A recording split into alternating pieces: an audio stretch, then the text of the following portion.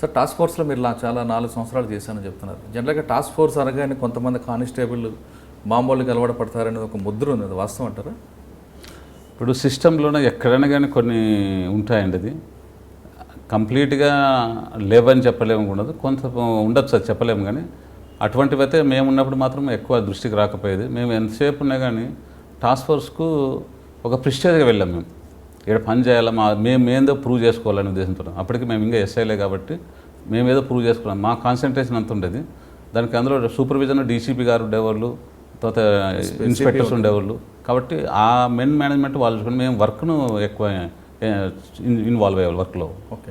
So task force తర్వాత నేను అక్కడ నుంచి ఇన్స్పెక్టర్ అయిన తర్వాత షానాజీగంజ్ వెళ్ళాను. షానాజీగంజ్లో 1 year చేశాను. తర్వాత సంతోష్ నగర్ వెళ్ళాం. సంతోష్ నగర్లోనూ 2004 ఎలక్షన్స్ ఆ టైంలోనూ. సంతోష్ నగర్లోనూ చాలా ప్రెస్టీజియస్ ఎలక్షన్. అప్పటికి అక్బరుద్దీన్ గారు ఫస్ట్ టైం అక్కడ ఎలక్షన్ నిలబడడం. తర్వాత అమరుల్లా ఖాన్ గారు చనిపోయిన తర్వాత వాళ్ళ పెద్ద కొడుకు కయ్యూం ఎమ్మెల్యే ఎంబీటీ నుంచి నిలబడడం. అప్పుడు ఎంబీటీ వాళ్ళకి అదొక్కటే అవకాశం, తప్పకుండా అక్కడ గెలుస్తాము. ఎందుకంటే వాళ్ళ నాన్నగా అమరుల్లా ఖాన్ గారు చంద్రగుట్ట ఎమ్మెల్యే కాబట్టి ఆ ప్రభావం ఉంటుంది. దాన్ని గెయిన్ చేసుకోవాలని వాళ్ళు, అలాగే వీళ్ళు కూడా ఎంఎం వాళ్ళు దాన్ని తీసుకోవాలని ఉద్దేశం. మోర్ ఓవర్ అక్కడ మిక్స్డ్ పాపులేషన్ ఉండడం వల్ల చాలా సెన్సిటివ్ ఉండింది, చాలా కష్టంగా ఉండింది. అందుకని ఆ టైంలో ఏం చేశామంటే ప్రికాషనరీగా రౌడీస్ అనే వాళ్ళు, కమ్యూనల్ యాంగిల్లో ఇన్వాల్వ్ అయినటువంటి వాళ్ళు, ట్రబుల్సమ్ మంగర్స్ అని ఎవరెవరు ఉంటారో ముందు ఎలక్షన్ కంటే ముందు మ్యాక్సిమం వాళ్ళను మేము కేసులు పెట్టాల్సిన వాళ్ళని కేసులు పెట్టడము, తర్వాత బైండ్ ఓవర్ చేయడం, వాళ్ళని బైండ్ ఓవర్ చేయడం. ఇలా చేయడం వల్ల ఎలక్షన్ వరకు సంతోష్ నగర్ చాలా పీస్ఫుల్గా అయింది. అప్పుడు ఉన్నటువంటి డీసీపీ గారు చెప్పేవాడు నాకు, నారాయణ మీదొక్కటే నాకు డౌట్ఫుల్ కేసు, మీదే చాలా ఇబ్బందికరం. ఎందుకంటే అది నెక్ టు నెక్ కాంపిటీషన్ ఉన్నది, మిగతా చోట్ల అంత లేదు, వన్ సైడ్ లాగా ఉంటుంది. ఒక సంతోష్ నగర్ పోలీస్ జ్యూరిడిక్షన్ కొంచెం పెద్దగా ఉంటుంది, మీదే నెక్ టు నెక్ ఉంటుంది, నువ్వే కేర్ఫుల్. దాంతో నాకు ఇంకా ఒక రకమైన టెన్షన్ కావచ్చు, లేకపోతే బాధ్యత కావచ్చు. దాంతో నాకు చాలా ప్రికాషన్ తీసుకోవడం జరిగింది. బ్యాడ్ క్యారెక్టర్స్, రౌడీస్, సీటర్స్, ముఖ్యంగా కమ్యూనల్లో సపోర్ట్ చేసినటువంటి వాళ్ళు, క్రియేట్ చేసేటువంటి వాళ్ళు, వాళ్ళందరినీ ఎలక్షన్ కంటే ముందు బైండ్ ఓవర్ చేసిన వాళ్ళు బైండ్ ఓవర్, అరెస్ట్ చేసిన వాళ్ళు అరెస్ట్ను అవి చేయడము.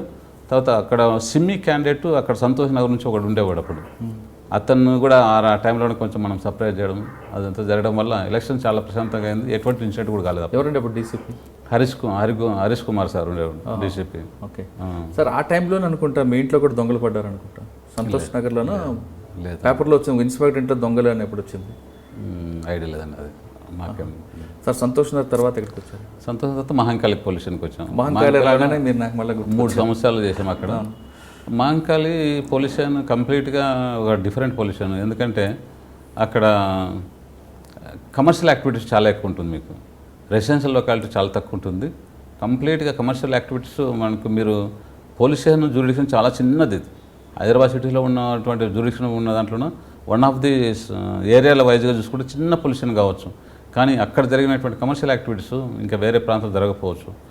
Starting iron business, hardware business, దాని తర్వాత అగ్రికల్చర్ సంబంధించినటువంటి ఎక్విప్మెంట్స్, మోటార్ పంప్స్, లేకుంటే అటువంటి ఎలక్ట్రికల్ గూడ్స్, దాని తర్వాత క్లాత్ అండ్ గోల్డ్ బిజినెస్, దాని తర్వాత మీకు హెచ్డి రోడ్ సైడ్ పోయే వరకు కంప్లీట్ కంప్యూటర్ బిజినెస్, ఇవే ఉంటుంది. చాలా హైలీ కమర్షియల్ యాక్టివిటీస్ ఉన్నటువంటి ఏరియా. అక్కడ ఉన్నప్పుడు మెయిన్గా డైవర్టింగ్ అడిషన్ చాలా ఎక్కువవుతాడు. ఒక వ్యక్తిని ఏదో అక్కడ దాదాపు ఆ చిన్న పోలీస్ ఏరియాలో కూడా 52-55 బ్యాంకులు ఉన్నాయి ఆ చిన్న ఏరియాలో. నాకు తెలిసి ఒక పోలీస్ ఏరియాలో అన్ని బ్యాంకులు ఉండకపోవచ్చు, అదొక్కటే ఆయన ఉండొచ్చు అనుకుంటున్నా. అప్పుడు రామచంద్రరాజు గారు డీసీపీ నేను పోయిన కొత్తలోన మన ఇప్పుడు కుమార్ విజిత్ సార్ ఉన్నారు. ఆ సారు వెళ్ళిన తర్వాత శ్రీకాకుళం మేడం గారు వచ్చారు డీసీపీ గారు. కానీ అట్రాక్షన్ డైవర్షన్ గ్యాంగ్స్ ఎక్కువగా ఉండేది, చాలా షట్టర్ లిఫ్టింగ్ కూడా అదే అవుతుంది. తర్వాత ఒక వ్యక్తి బ్యాంకులోకి వచ్చిన వెంటనే క్యాష్ తీసుకుని బయట రాగానే ఒక 10 రూపాయల నోట్లు అక్కడ కింద పారేయడం, సార్ మీ డబ్బులు పారేయడం చేయడం. ఆయన అది తీసుకున్న లోపల కార్లు కానీ లేకుంటే ఆయన బ్యాగులు కానీ తీసుకుని వెళ్ళడం. తర్వాత కమర్షియల్ యాక్టివిటీ అని ఎక్కువ చెప్పాను కదా, షట్టర్ లిఫ్టింగ్స్ బాగా అవుతాయండి. అది కూడా టిపికల్ అఫెన్సెస్ దాదాపుగా 3 గంటల తర్వాత అవుతాయి. జనరల్గా నైట్ టైంలో అఫెన్సెస్ ఇన్ బిట్వీన్ 12 to 3 అవుతుంది, కానీ షట్టర్ లిఫ్టింగ్ మాత్రం అక్కడ 3 తర్వాత అయ్యేది. అంటే అక్కడ ఉన్నటువంటి అఫెండర్స్ కొంతమందిని మేము పట్టుకున్న గ్యాంగ్ పట్టుకున్నప్పుడు హ్యూమన్ సైకాలజీ సార్ 3 తర్వాత పోలీసులు కూడా కొంచెం డీలా పడిపోతారు. తర్వాత పబ్లిక్ కూడా ఆ టైంలో చాలా మూవ్మెంట్ తగ్గుతుంది. చాలామంది 12 వరకు తిరుగుతారు, కానీ 1, 2, 3 వరకు చాలా స్లో అయిపోతుంది. 3 తర్వాత అయితే ఎవరు కనపడరు సార్. ఈవెన్ మీ పోలీసు వాళ్ళు కూడా చాలా డీలా పడిపోతారు. అది చాలా ఐడియల్ ప్లేస్. అందులో ఎక్కువ మనుషులు కూడా ఇన్వాల్వ్ కావడం లేదు, చాలా తక్కువ మంది ఇన్వాల్వ్, ముగ్గురు ఇన్వాల్వ్ అవుతారు. అవతల ఇతర షట్టర్ని ఇట్లా లేపేస్తారు, 3వ వాడు లోపలికి వెళ్తాడు. వెళ్ళినటువంటి మళ్ళీ అలాగే ఉంటాడు, షట్టర్ దగ్గరే పండుకుంటాడు. బయట వాళ్ళ లోపల ఆపరేషన్ అంతా అయ్యేంత వరకు కూడా బయట వ్యక్తి ఆ షట్టర్ దగ్గరే పడుకుంటాడు. ఎవరైనా చూసినా కూడా బేకారుగాళ్ళు లేకపోతే ఆవారగాళ్ళు పడుకుంటారు అనుకుంటారు. లోపల వాడు పైన అంతా మూచుకున్న తర్వాత లోపల నుంచి సౌండ్ చేస్తే వాడు షట్టర్ బయట తీస్తాడు, వచ్చేస్తారు. అది 5 గంటల లోపల కంప్లీట్ చేసుకునేవాళ్ళు.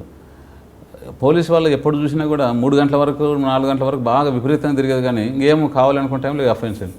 అలా చాలా ఒక్క గ్యాంగ్ని పట్టుకోవడం వల్ల మనకు మేజర్ కేసులు దాదాపు 45 కేసులు ఆ టైంలో. అంటే లీడ్ ఎలా దొరికిందంటే మీకు? ఎర్లీ మార్నింగ్ ఇట్లనే వస్తుంటే ఒకడు అనుమానాస్పదంగా వెళ్తున్నాడు. వెళ్తుంటే వాడిని పట్టుకోవడం వల్ల క్వశ్చన్ చేస్తే చెప్పే ఆన్సర్స్కి ఒకదానికి టాలీ కాలేదు. టాలీ కాకపోవడం వల్ల బాగా ఇది అయిపోయింది. తెలిసింది మొత్తం ఒకదానికి వదలేదు. ఎందుకంటే అతను ఆ టైంలో ప్రజెన్స్ ఒకటి అబ్నార్మల్, దాని తర్వాత అతను చెప్పిన సమాధానాలు ఒకదానికి పొంతం లేదు ఒకటి. దాని తర్వాత అతని దగ్గర కొద్ది ప్రాపర్టీ దొరికింది ఆ టైంలో. దానికోసం డౌట్ వచ్చి పెట్టుకున్నాం. తర్వాత కొంచెం బాగా కంటిన్యూస్గా అడగడం వల్ల ఒకటి చాలా కేసులు చెప్పాడు. అప్పుడు మీరు చూస్తున్నారు ఐ డ్రీమ్ న్యూస్ని. మీరు చూస్తున్నది ఐ డ్రీమ్ న్యూస్. అంటే కళలని నిజం చేస్తూ ప్రజలకి నిజాలని కళల ద్వారా తీసుకొచ్చే ఐ డ్రీమ్కి మై బెస్ట్ విషెస్. మీరు చూస్తున్నది ఐ డ్రీమ్ న్యూస్. మీరు చూస్తున్నారు I dream channel. For more videos, please subscribe I Dream. మరిన్ని వీడియోల కోసం ఐ డ్రీమ్ని సబ్స్క్రైబ్ చేయండి. Please subscribe I dream. And I'm very much satisfied with the way interview went on. Kindly subscribe to I Dream. For more videos, subscribe to iDream. And loads of fun entertainment and content. Do watch